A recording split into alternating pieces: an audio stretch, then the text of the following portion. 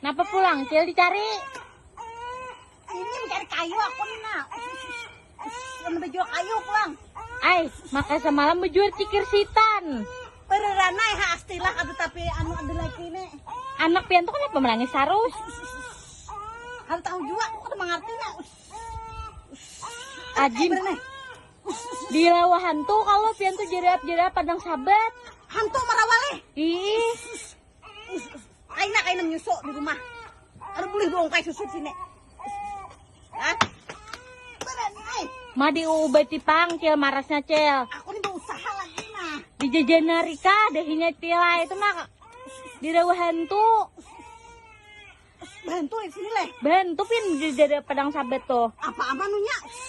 Ditukarakan ke di kurmat situ serbuk daun bidara.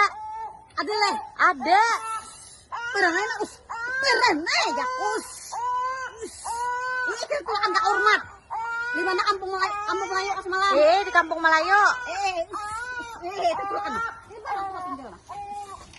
Seperti inilah penampakan serbuk daun bidara. Nah, bisa menghilangkan gangguan sihir, mengobati nang anak-anak kena gangguan jin toh, mano jerawat, jo bisa juga ini nek.